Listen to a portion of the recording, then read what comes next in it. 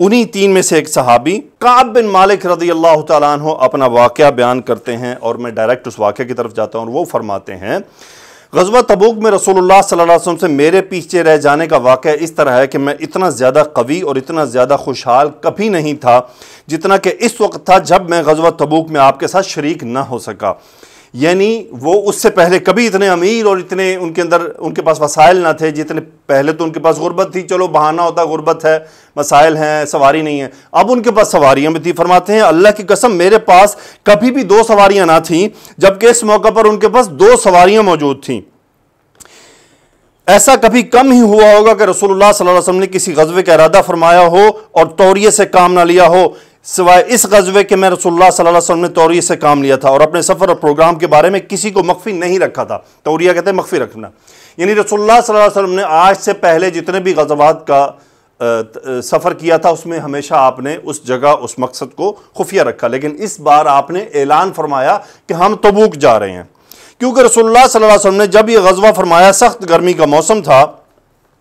سفر بھی بہت دور کا تھا اور جنگل بیابانوں کا تھا، پھر جس دشمن سے مقابلہ تھا اس کی تعداد بھی بہت زیادہ تھی، اس لیے آپ نے مسلمانوں کے سامنے ساری صورتحال کو واضح فرما دیا تھا تاکہ وہ دشمن کے مقابلے میں پوری تیاری کر لیں۔ آپ نے وہ سمت بھی بتا دی جس کی طرف جانے کا ارادہ تھا۔ اس وقت رسول اللہ صلی اللہ علیہ وسلم ہمراہ مسلمانوں کی تعداد بھی بہت زیادہ تھی، تاہم ایسا کوئی رجسٹر وغیرہ نہیں تھا جس میں تمام مسلمانوں کے نام لکھے ہوئے ہوں۔ کعب رضی اللہ تعالیٰ عنہ فرماتے ہیں کہ اس لیے اگر کوئی شخص جنگ سے غیر حاضر رہتا تو یہی سمجھا جاتا کہ وہ رسول اللہ صلی اللہ علیہ وسلم سے مخفی رہے گا اور وحی کے بغیر اس کا معاملہ آپ کے علم میں نہیں آئے گا۔ رسول اللہ صلی اللہ علیہ وسلم نے یہ غزوہ اس وقت فرمایا جب پھل پک چکے تھے اور درختوں کے سائے گھنے اور ٹھنڈے تھے، اور میرا زیادہ میلان انہی پھلوں کے سایہ کی طرف تھا۔ رسول اللہ صلی اللہ علیہ وآلہ وسلم نے اور آپ کے مومنوں نے بھی اس غزوے کی تیاری کر لی، اور میرا حال تو یہ تھا کہ صبح کو پروگرام بناتا کہ ساری تیاری کروں گا، مگر سارا دن گزر جاتا اور کوئی تیاری نہ کر پاتا، اور اپنے دل میں یہ سوچتا کہ میں جب چاہوں گا جہاد میں شریک ہو جاؤں گا،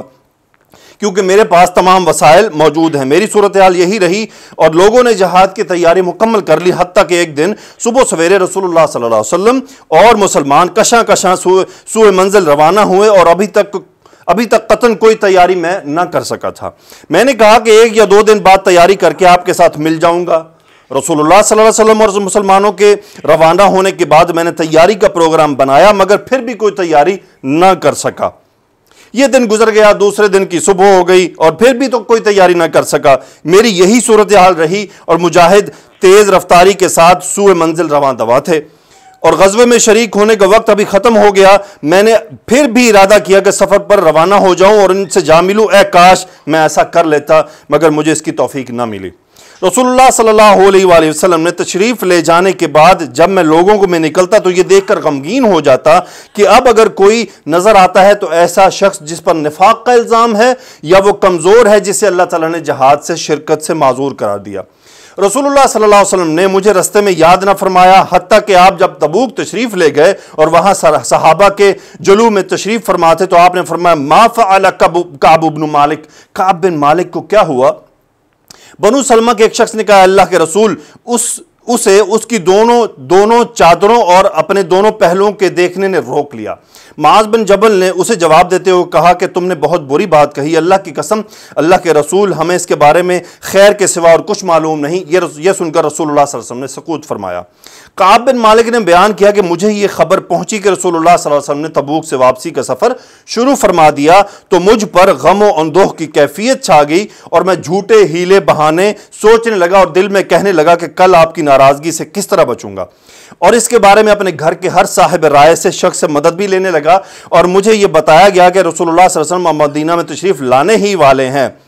تو جھوٹے ہیلے بیانوں کا خیال باطل میرے دل سے محو ہو گیا اور مجھ پر حقیقت آشکار ہو گئی کہ جھوٹ بول کر کبھی بھی آپ سے نہیں بچ پاؤں گا، لہٰذا میں نے آپ سے سچ بولنے کا پختہ ارادہ کیا۔ بالآخر وہ صبح جان نواز آ پہنچی کہ رسول اللہ صلی اللہ علیہ وسلم تشریف لے آئے۔ آپ کا معمول تھا کہ آپ سفر سے جب واپس آتے تو سب سے پہلے مسجد میں 2 رکعت نماز ادا کرتے، پھر لوگوں کے سامنے بیٹھ جاتے۔ اس سفر سے واپسی پر جب آپ نے ایسا کیا تو پیچھے رہ جانے والوں نے آ کر آپ کے سامنے قسمیں کھا کھا کر اپنے عذر پیش کیے، جس کا ہم تذکرہ سورہ توبہ میں پڑھ چکے ہیں۔ ان لوگوں کی تعداد 80 سے کچھ زیادہ تھی۔ رسول اللہ صلی اللہ علیہ وسلم نے ان کے ظاہری عذر قبول فرمائے اور ان کے لیے بخشش کی دعا کی، ان کی باطنی حالتوں کو اللہ کے سپرد فرما دیا۔ حتیٰ کہ میں نے بھی آپ کی خدمت اقدس میں حاضری دی، میں نے سلام عرض کیا تو آپ اس طرح مسکرائے جس میں ناراضگی کی آمیزش تھی۔ آپ نے مجھے فرمایا تعال، آگے آ جاؤ۔ میں آگے گیا، آپ کے سامنے بیٹھ گیا۔ آپ نے فرمایا ما خلفک الم تکن قد استمر ظہرک، تم جہاز سے پیچھے کیوں رہے؟ تمہارے پاس سواری موجود نہیں تھی؟ میں نے عرض کی اللہ کے رسول، اللہ کی قسم اگر میں دنیا میں کسی اور شخص کے سامنے بیٹھا ہوتا تو یقیناً کوئی جھوٹا عذر پیش کر کے ناراضگی سے بچ جاتا، کیونکہ مجھے بحث و تکرار کرنے میں بڑا ملکہ حاصل ہے۔ لیکن اللہ کی قسم مجھے یہ معلوم ہے کہ اگر آج میں آپ کے سامنے جھوٹ بول کر کوئی ایسی بات کروں گا کہ آپ مجھ سے خوش ہو جائیں تو عن قریب اللہ آپ کو مطلع فرما دے گا اور آپ کو مجھ سے ناراض کر دے گا، اور اگر میں آپ سے سچی بات کروں تو یقیناً آپ مجھ سے ناراض ہو جائیں گے۔ لیکن اس صورت میں مجھے اللہ تعالیٰ سے اچھے انجام کی امید ہے۔ میں قسم کھا کر کہتا ہوں کہ میرے پاس کوئی عذر نہ تھا، اللہ کی قسم میں اتنا طاقتور خوشحال پہلے کبھی نہ تھا جتنا میں اس وقت ہوں، آپ اس سے اور جس وقت میں آپ سے پیچھے رہا۔ یہ سن کر رسول اللہ صلی اللہ علیہ وسلم نے فرمایا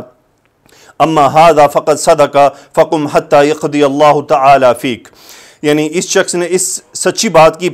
فرمایا تم جاؤ، تم یہاں سے جاؤ، کھڑے ہو جاؤ یہاں تک کہ اللہ تعالیٰ تمہارے بارے میں فیصلہ فرما دے۔ وہ فرماتے ہیں کہ میں کھڑا ہو گیا تو میرے ساتھ بنو سلمہ کے کچھ لوگ بھی کھڑے ہو گئے اور وہ میرے پیچھے پیچھے چلے آئے اور مجھے کہنے لگے اللہ کی قسم ہمیں نہیں معلوم تھا کہ آپ نے اس سے پہلے کبھی کوئی گناہ کیا ہو، تم رسول اللہ صلی اللہ علیہ وسلم کے سامنے کوئی عذر کیوں نہیں پیش کر سکے جیسے عذر جہاد سے پیچھے رہ جانے والوں نے دوسرے لوگوں نے کیا؟ تمہارے اس گناہ سے معافی کے لیے تو یہ بات کافی تھی کہ رسول اللہ صلی اللہ علیہ وسلم تمہاری بخشش کی دعا فرما دیتے۔ حضرت کعب نے فرمایا اللہ کی قسم میری سچائی پر وہ اس قدر مسلسل مجھے ملامت کرتے رہے کہ میرے جی میں آیا کہ میں رسول اللہ صلی اللہ علیہ وسلم کی خدمت میں واپس جا کر اپنی بات کی تکذیب کر دوں، لیکن پھر میں نے ان لوگوں سے پوچھا اچھا یہ بتاؤ اس طرح کا معاملہ کسی اور کے ساتھ پیش آیا ہے؟ انہوں نے جواب دیا ہاں، اس طرح کا معاملہ 2 اور لوگوں کے ساتھ پیش آیا، یعنی وہ 2 اور صحابہ بھی تھے جن کے بارے میں اللہ نے فرمایا وَعَلَى الثَّلَاثَةِ الَّذِينَ خُلِّفُوا، آگے فرماتے ہیں اور انہوں نے بھی وہی بات کی جو تم نے کہی ہے اور ان سے بھی وہی کہا گیا جو تم سے کہا گیا ہے۔ میں نے پوچھا وہ 2 آدمی کون ہیں؟ انہوں نے جواب دیا ایک مرارة بن ربیع عمری اور دوسرے ہلال بن امیة واقفی ہیں۔ انہوں نے ایسے 2 نیک آدمیوں کا نام لیا جنہیں غزوہ بدر میں شرکت کی شہادت حاصل ہوئی تھی، یعنی وہ 2 بدری صحابی تھے، بڑے جرنل تھے اور میرے لیے وہ نمونہ تھے۔ جس وقت انہوں نے ان دونوں کے نام میرے سامنے ذکر کیے تو میں اپنے سابقہ موقف پر جم گیا۔ رسول اللہ صلی اللہ علیہ وسلم نے پیچھے رہ جانے والوں میں سے ہم تینوں سے مسلمانوں کو گفتگو کرنے سے منع فرما دیا کہ مدینہ کا کوئی مسلمان ان 3 لوگوں سے بات بھی نہیں کرے گا، جس کی وجہ سے لوگوں نے کنارہ کشی کر لی اور ہمارے لیے بالکل ہی بدل گئے، حتیٰ کہ مجھے زمین میں اجنبی محسوس ہونے لگی، گویا یہ کہ وہ زمین جیسے تھی ہی نہ تھی جسے میں جانتا تھا۔ 50 راتیں ہم پر اس طرح گزری، میرے دوسرے ساتھی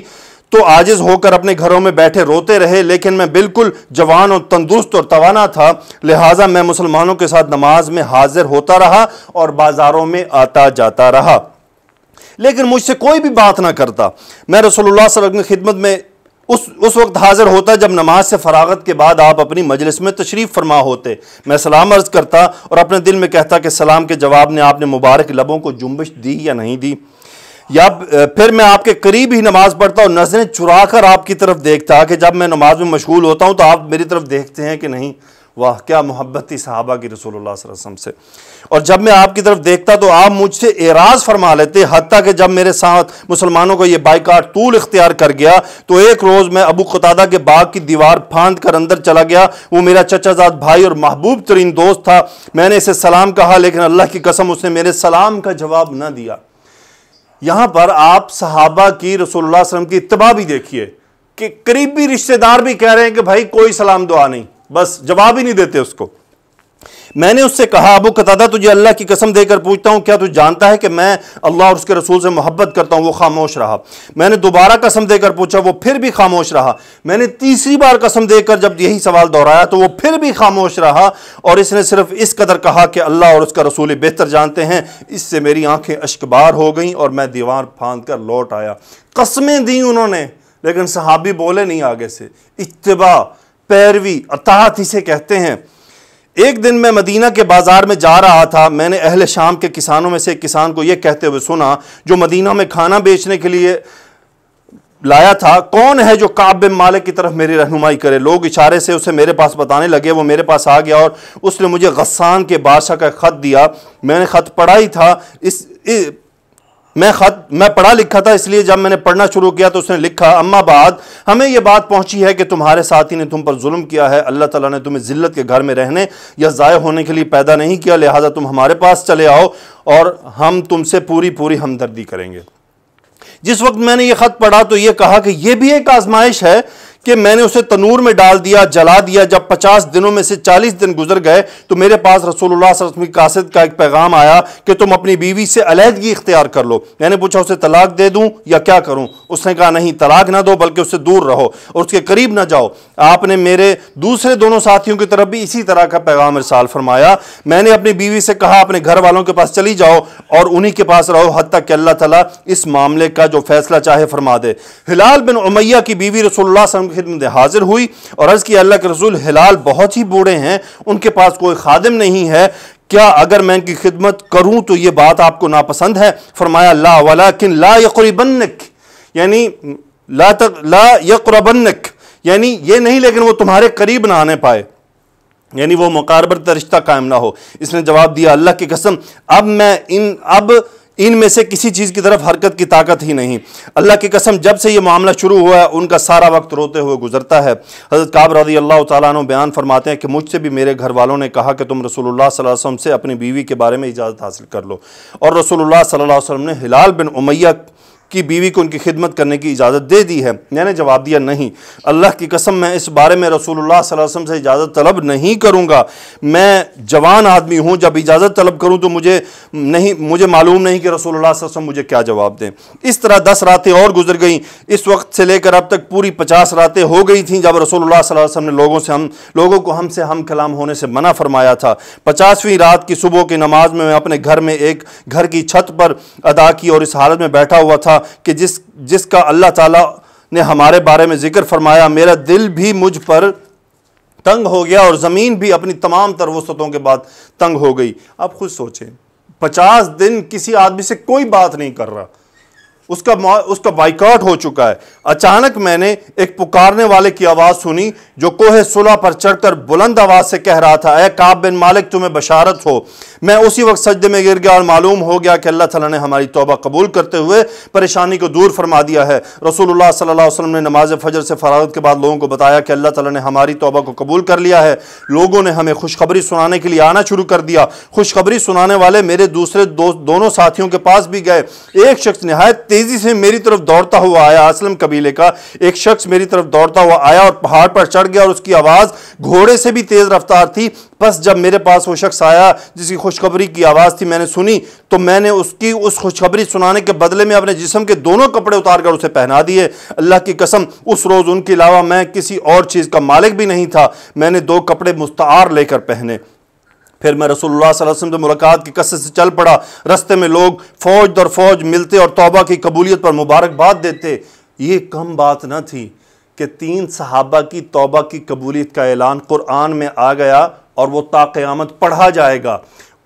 وہ علی الثلاثۃ الذین خلفوا، جب بھی یہ ثلاثہ کا لفظ پڑھا جائے گا تو اس سے مراد وہ 3 ہی آدمی ہیں اور کوئی چوتھا نہیں۔ پوری کائنات آنے والوں میں اور گزری ہوئی میں بس وہ 3 آدمی، وہی 3 آدمی ہیں، وہی 3 بزرگ ہستیاں ہیں کہ جن کی توبہ کی قبولیت کا اعلان اللہ نے قرآن میں فرما دیا۔ اللہ تعالیٰ نے تمہاری توبہ کو شرف قبولیت سے نوازا ہے۔ حتیٰ کہ میں مسجد نبوی میں داخل ہو گیا تو اس وقت رسول اللہ صلی اللہ علیہ وسلم مسجد میں تشریف فرما تھے اور لوگ آپ کے ارد گرد حالہ کیے ہوئے تھے۔ پس طلحہ بن عبید اللہ لپکتے ہوئے کھڑے ہو گئے اور مجھ سے مصافحہ کیا اور مبارکباد پیش کی۔ اللہ کی قسم مہاجرین میں سے ان کے علاوہ اور کوئی کھڑا نہ ہوا۔ کعب طلحہ کی اس بات کو کبھی فراموش نہیں کرتے، یعنی انہوں نے ان کی جو ان کا جسچر تھا ان کو بہت پسند کیا۔ حضرت آپ بیان فرماتے ہیں کہ جب میں رسول اللہ صلی اللہ علیہ وسلم کی خدمت اقدس میں سلام عرض کیا تو اس وقت آپ تو اس وقت خوشی سے آپ کا چہرہ اقدس دمک رہا تھا۔ آپ نے فرمایا تمہیں یہ دن مبارک ہو، جب سے تمہاری ماں نے تمہیں جنم دیا ہے یہ تمہاری زندگی کا سب سے بہترین دن ہے۔ میں نے عرض کی اللہ کے رسول یہ خوشخبری آپ کی طرف سے ہے یا اللہ تعالیٰ کی طرف سے ہے؟ آپ نے فرمایا نہیں بلکہ یہ اللہ کی طرف سے ہے۔ حضرت کعب رضی اللہ تعالیٰ عنہ بیان فرماتے ہیں کہ رسول اللہ صلی اللہ علیہ وسلم جب خوش ہوتے تو آپ کا چہرہ اقدس اس طرح گلنار ہو جاتا گویا کہ وہ چاند کا ایک ٹکڑا ہے، اور اس سے یہ معلوم ہوتا تھا کہ آپ اس وقت خوش ہیں۔ جب میں آپ کے سامنے بیٹھ گیا تو میں نے عرض کی اللہ کے رسول میری توبہ کا یہ بھی حصہ ہے کہ میں اپنا سارا مال اللہ اور اس کے رسول میں صدقہ کرتا ہوں۔ آپ نے فرمایا اپنا کچھ مال اپنے لیے رکھ لو، یہ تمہارے لیے بہتر ہے۔ میں نے عرض کی میں اپنا وہ حصہ رکھ لیتا ہوں جو خیبر میں ہے۔ پھر میں نے عرض کی اللہ کے رسول اللہ تعالیٰ نے مجھے یہ نجات سچ بولنے کی وجہ سے عطا فرمائی ہے، اس لیے یہ بھی میری توبہ کا ایک حصہ ہے۔ جب تک میری زندگی ہے میں ہمیشہ سچ بولتا رہوں گا۔ اللہ کی قسم جب سے میں نے رسول اللہ صلی اللہ علیہ وسلم سے اس وعدہ کا ذکر کیا، میں نہیں جانتا تھا کہ مسلمانوں میں سے کسی پر اللہ تعالیٰ نے سچ بولنے کے صلے میں وہ بہتر انعام عطا فرمایا ہوگا جس سے اللہ تعالیٰ نے مجھے نوازا ہے۔ اللہ کی قسم جب سے میں نے رسول اللہ صلی اللہ علیہ وسلم سے اس کا ذکر کیا ہے اب تک میں نے جھوٹ نہیں بولا، اور مجھے امید ہے کہ باقی زندگی میں بھی اللہ تعالیٰ مجھے اس سے محفوظ رکھے۔ یہ وہ 3 صحابہ تھے جن کا تذکرہ اللہ تعالیٰ نے قرآن مجید میں فرمایا اور ان کی توبہ کو قبول فرمایا اور ان کی کیفیت کا احاطہ بھی کیا کہ زمین تمام تر وسعت کے باوجود ان پر تنگ ہو گئی تھی۔ 50 راتیں جن سے کوئی بات کرنے والا نہیں، کوئی بولنے والا نہیں، اور سب سے بڑی بات کہ رسول اللہ صلی اللہ علیہ وآلہ وسلم کی جو ہستی تھی وہ بھی اب آپ کو ان کو سلام کا جواب نہیں دے رہی تھی، تو جن سے شدید محبت تھی۔ تو یہ واقعی ایک مشکل امر تھا ان صحابہ کے لیے، لیکن اللہ نے ان پر بڑا انعام و اکرام کیا۔